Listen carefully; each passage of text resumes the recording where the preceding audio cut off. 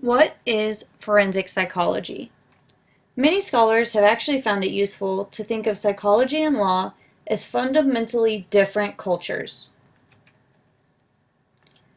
One basic source of tension between psychology and law is that psychology is descriptive and law is prescriptive. That is, psychology tells us how people actually behave, and the law tells us how people ought to behave.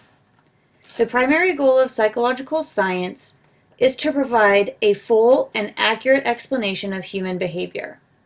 The primary goal of the law is to regulate human behavior.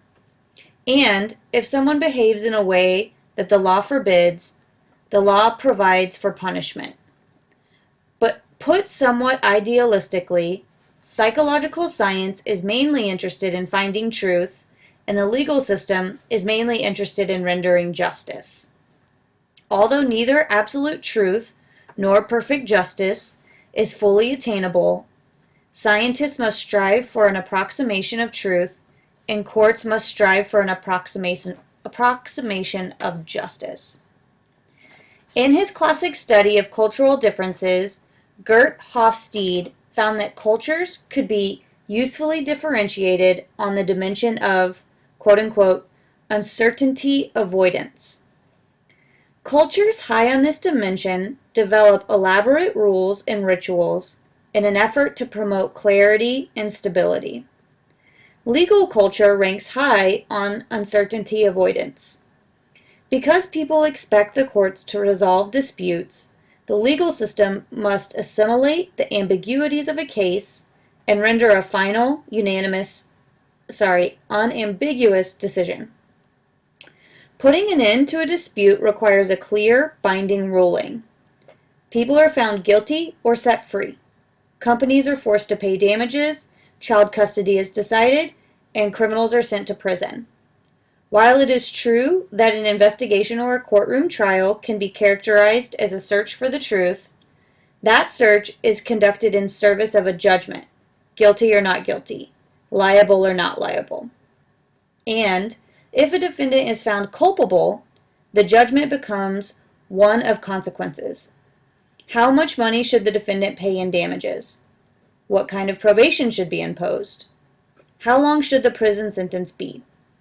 To resolve a conflict, a conclusion must be reached.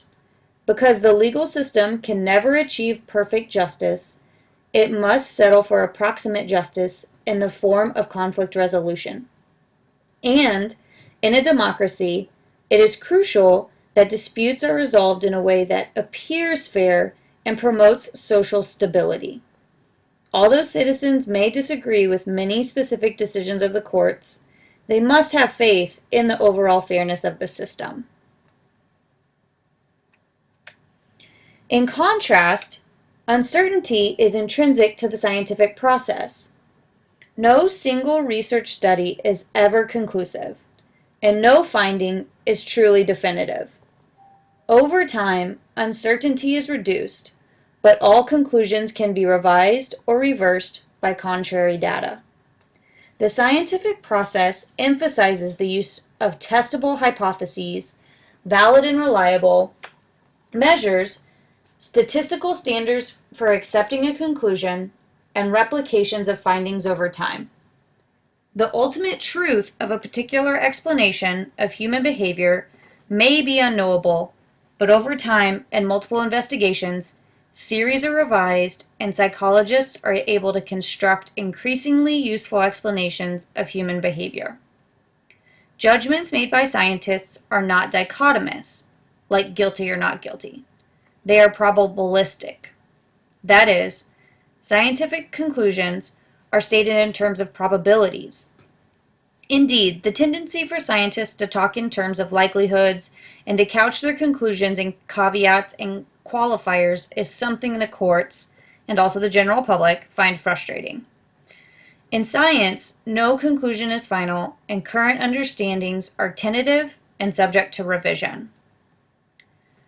Another implication of the differing goals of psychological science and the legal system is that psychology emphasizes the characteristics of groups, while the law emphasizes individual cases. Psychological scientists conduct research to uncover general principles of human behavior.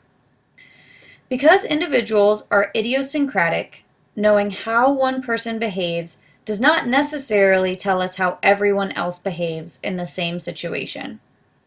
The reverse is also true. Knowing how people behave in general does not necessarily tell us why a specific defendant behaved in a particular way. This often creates problems. If a 10-year-old boy walks into his 4th grade classroom with a loaded gun and shoots one of his classmates, a psychologist may be called to testify.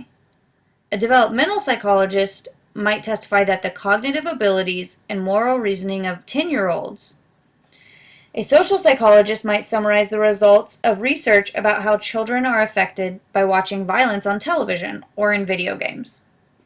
But in court, the essential questions must be, why did this boy kill another child? Or what should happen to reform or punish this boy? A related point is that the law emphasizes the application of abstract principles to specific cases. Lawyers, plaintiffs, and defendants cannot bring an idea to court and ask the court for a ruling. They must bring a specific case with particular circumstances. A ruling by a judge may set an important new precedent, but the immediate goal is to make a decision about a specific case. Consequently, the law evolves one case at a time. The law's emphasis on the individual defendant or plaintiff explains why courts have been more receptive to clinical psychologists than to other types of psychologists. Clinicians examine and draw conclusions about a particular person. Like lawyers, they are oriented toward the individual case.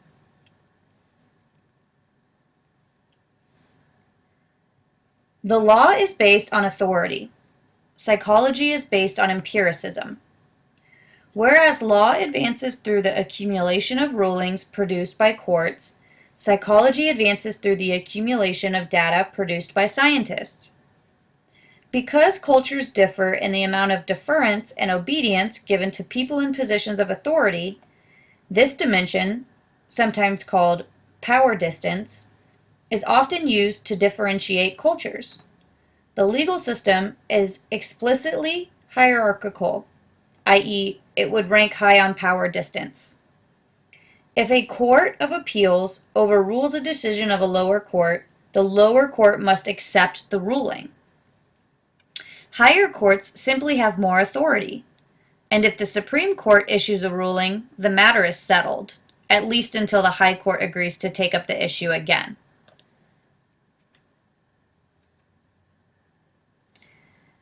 This shows the hierarchical structure of the U.S. court system.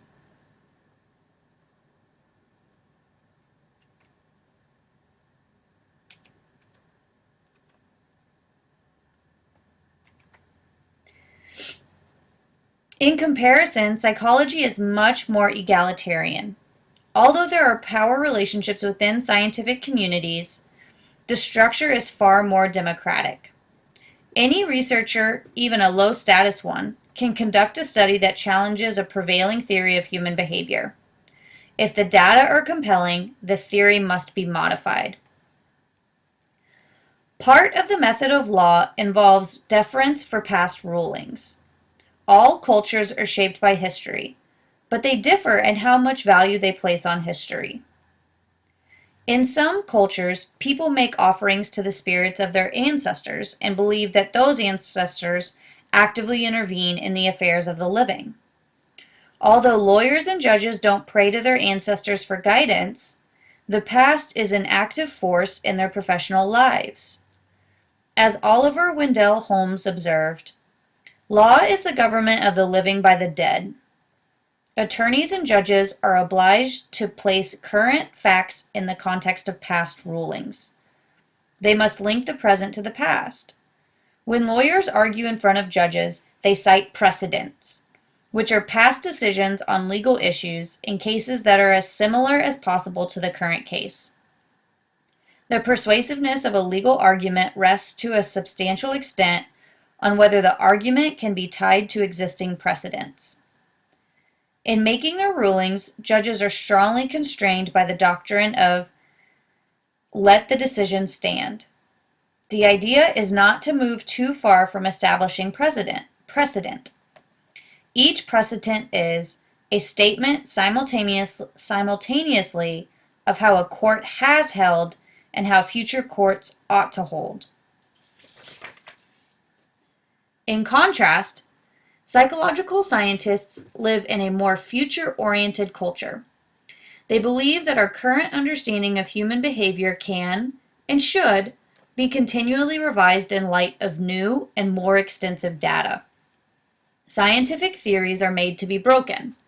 New techniques, better measures, and more inclusive sampling of participants continually force psychologists to modify their explanations of human behavior. Change and progress may be slow at times, but as long as research continues, it is inevitable. The final difference is that in the U.S. legal system, a judge or jury makes the decision of guilt or liability after hearing evidence and arguments.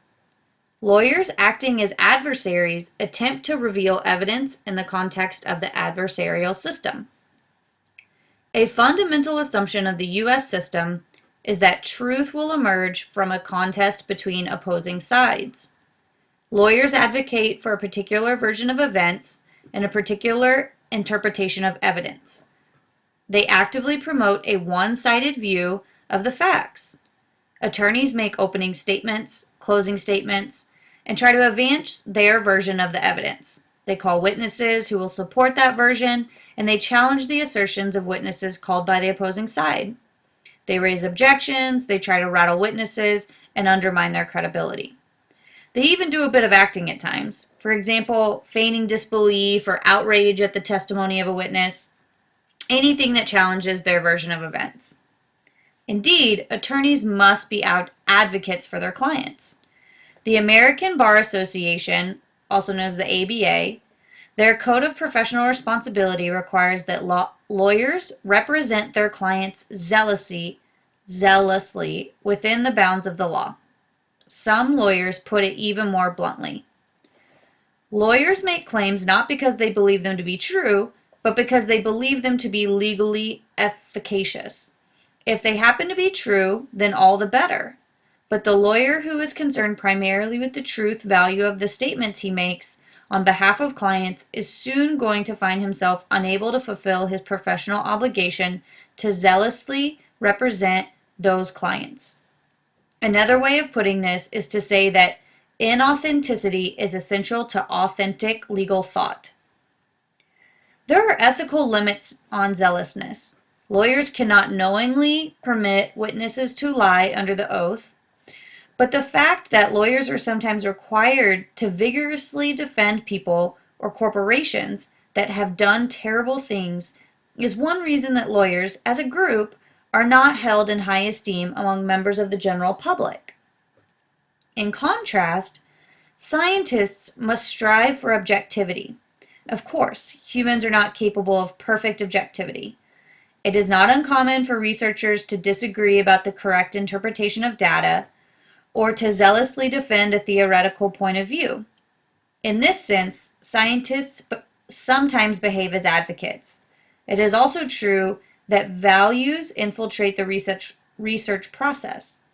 Values influence which topics scientists choose to investigate, how they interpret their data, where they publish their findings, and whether they attempt to apply their findings. Science is a human process shaped by human choices. Whenever choices are made, values and biases inevitably come into play.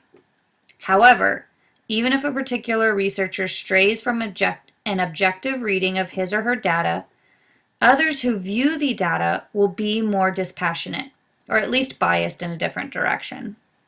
And if a researcher collects data using biased methods, the findings are unlikely to be published or taken seriously by others in the scientific community. Objectivity is an ideal that resides not only in the individual researcher, but more importantly, in the scientific community as a whole. Individual researchers strive for an objective reading of their data. And although a particular scientist may be too invested in a particular theory to be fully objective, science is an ongoing, public, self-correcting process.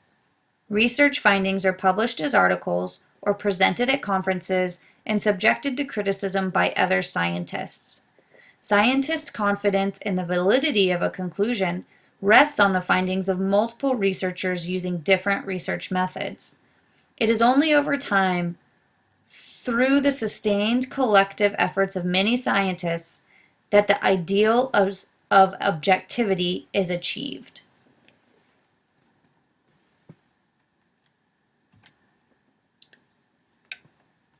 So let's recap the differences between psychology and law. Psychology is descriptive, explains behavior, emphasizes group characteristics, tends to focus on the future, and advocates. On the other hand, law tends to be prescriptive, it regulates, emphasizes individual differences and individual cases, looks to the past and moving forward, and is adversarial.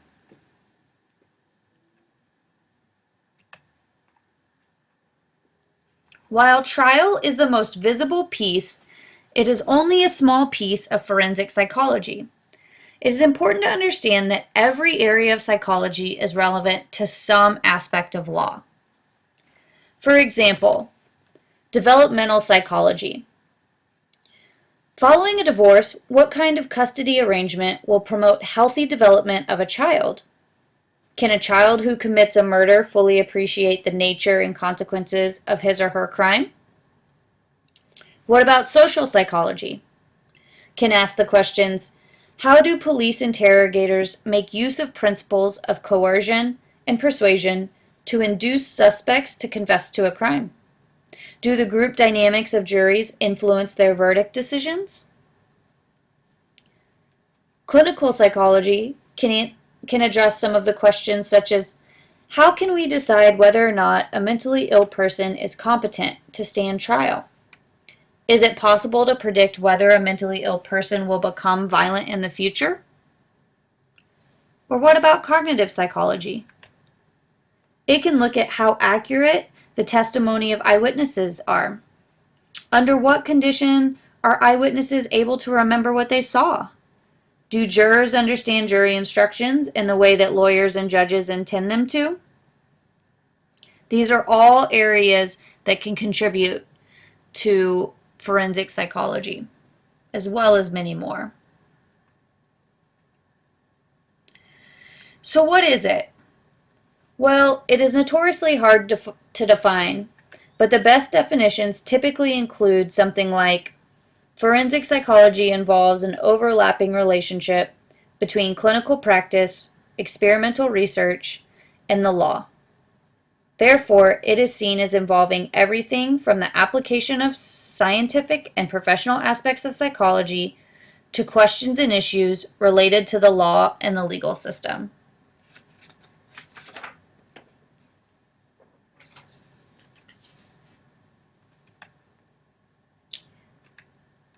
If you break it down by the clinical, experimental, and legal realms, you can see a wide variety of tasks. Under the clinical side, you can have someone that looks at competency to stand trial, conducts pre-employment screenings or fitness for duty evaluations. They can engage in psychological profiling or do custody evaluations. On the experimental side, these are going to be people who conduct the studies or research on various issues such as jury decision-making process, the effects of expert testimony, or the effects of the legal system on victims, witnesses, and criminals.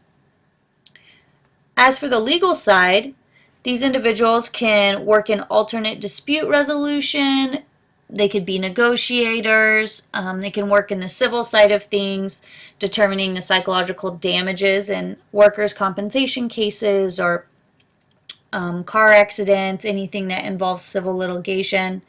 They may look at various aspects of trial procedure or the techniques of criminal investigations. In talking about what forensic psychology includes, it's also important to talk about what it does not include. The first area of differentiation is forensic psychiatry. Forensic psychiatry is a medical specialty.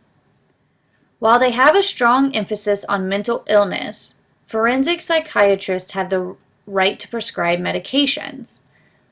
It's important to note that the differences between a psychologist and a psychiatrist. As stated earlier, psychiatry is a medical specialty, meaning you go to med school, not graduate school. During med school, you decide if you want to pursue forensic psychiatry, you pursue a residency in psychiatry. And then they have a small part of their training in psychology. Due to their medical training, they can prescribe medications, which psychologists cannot do. On the other hand, psychologists attend graduate school and derive their training and experience from the social and behavioral sciences. Therefore, the vast majority of their training is in psychology, but they are not able to prescribe medications as they have little or no training in medicine. Next is criminology or criminal justice. These areas focus on the study of crime, not individuals, as forensic psychologists do. Criminologists focus on societal causes, patterns, developments, and ways of reducing crime. For example, a criminologist may study the interactions between poverty and crime. Lastly, you have the forensic sciences, which include forensic pathology, forensic toxicology, and so on. These professions stem from the natural and physical sciences and tend to be the professions you see on shows like CSI. There are also emerging fields such as forensic accounting and forensic dentistry, and overall, forensic is creeping into a lot of professions.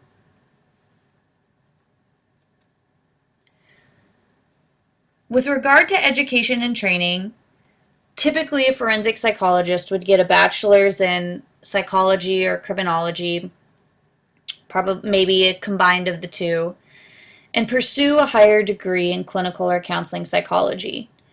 It would require a doctorate, and so you can either do a master's to doctorate program or you could get your master's separately from your doctorate. And then throughout your training, getting specialization in forensic psychology, either through your program, your pre-doctoral internship, or a postdoctoral internship.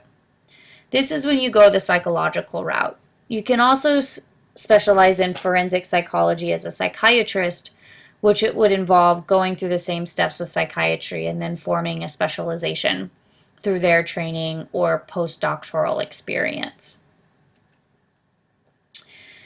In this field, they're actually leaning towards board certification, which means that they're requiring even more experience and training on top of your already 5 or 6, 7 years after undergraduate. So the field is actually becoming more and more strict.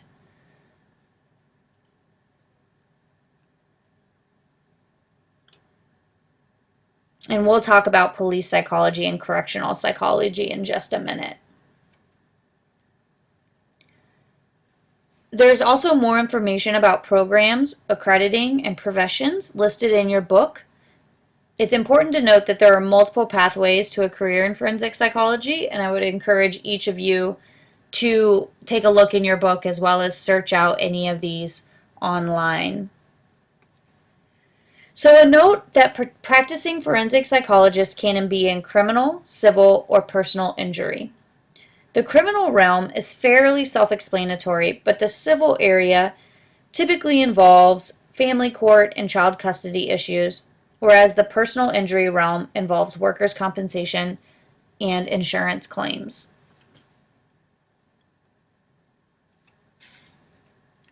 There are various areas of psychology that can be considered subspecialties of forensic psychology, but some argue that they are their own specialties as opposed to being subsumed by forensic psychology. Regardless, it is important to discuss some of the differences between these areas. The first area is police psychology, which involves the application of research, psychological principles, and clinical skills to law enforcement and public safety. For example, a police department may have a psychologist on staff who provides therapy for officers, or a psychologist who evaluates each incoming cadet to make sure that they are a good fit for the job and department. These individuals may also respond to critical incidents that happen that the police departments are required to respond to. Currently, there are no formal graduate programs in the United States specifically focused on police psychology. As a result, most police psychologists are trained in other areas, such as clinical or counseling psychology, and receive on-the-job training in police psychology. We will not have time in this course to dive much into this area, but if you would like more information, Chapter 7 in your book covers law enforcement and police psychology. The next area of psychology is crime and delinquency, which is the science of how behavioral and mental processes of the adult and juvenile offender. It looks at how criminal behavior is acquired, evoked, maintained, and modified. It also includes developing prevention, intervention, and treatment strategies directed at reducing criminal behavior. With regard to victimology and victim services, it involves the study of persons who have experienced either actual or threatened physical, psychological, social, and/or financial harm as a result of the commission or attempted commission of a crime against them. Legal psychology is the scientific study of a wide assortment of topics reflecting a close relationship between psychology and the courts. There is considerable overlap between legal psychology and forensic psychology, with some arguing that they are essentially the same field. Lastly, correctional psychology. This is one of the fastest growing branches of forensic psychology. A correctional psychologist is likely to work in a correctional setting, such as prisons or jails, and assist in offender rehabilitation and reintegration. Other duties include conducting evaluations of the prison population. Recently, Colorado has been at the forefront of bringing attention to the psychological issues of segregation or placing individuals in the hole. As you may have read or heard, Rick Ramish, the executive director of the Colorado Department of Corrections, decided to get a first-hand view of what being in prison is like and chronicled his experience. I would encourage you to check out his article if you haven't already. Lastly, it's important to note that many police and correctional psychologists do not call themselves forensic psychologists. Rather, they tend to go by either a police psychologist or correctional psychologist.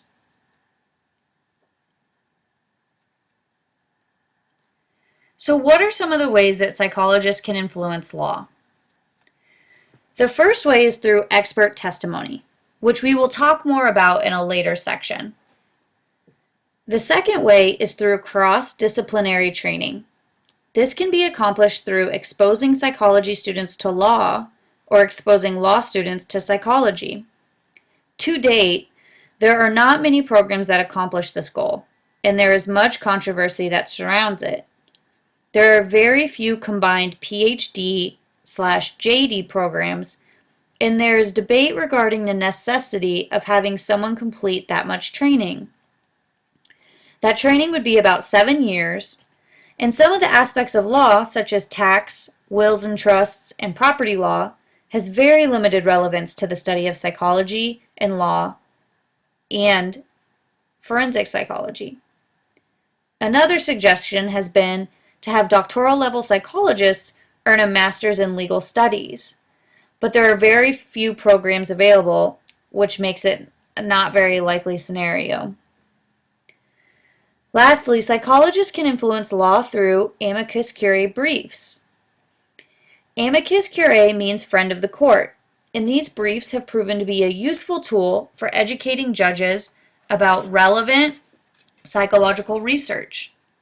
The quote-unquote friends are interested in knowledgeable parties that do not have direct involvement in the case. The goal of such a brief is to summarize the relevant body of research and to clarify the overall meaning of a set of findings.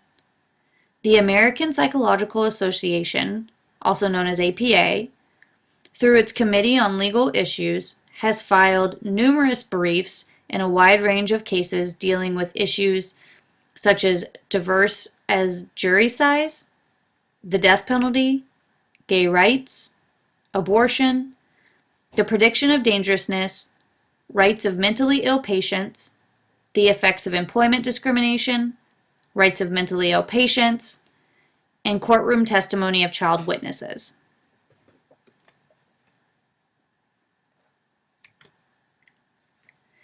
So even though we know psychology can influence law, does it? Well, it's important to continually assess whether psychology is influencing the law. So far, the results are mixed. In some cases, an examination of briefs submitted by the APA found that the Supreme Court's opinion often mirrored the reasoning and language of the briefs. Other times, it seems that judges have made use of social scientific evidence only when it was supportive of the ruling a judge wanted to make anyways. And other times, the courts have ignored, dismissed, or misinterpreted the findings of social scientific research altogether. Some scholars have argued that regardless of the results, psychology's input may compel judges to act like judges by clearly stating the fundamental values and normative premises on which their decisions are grounded.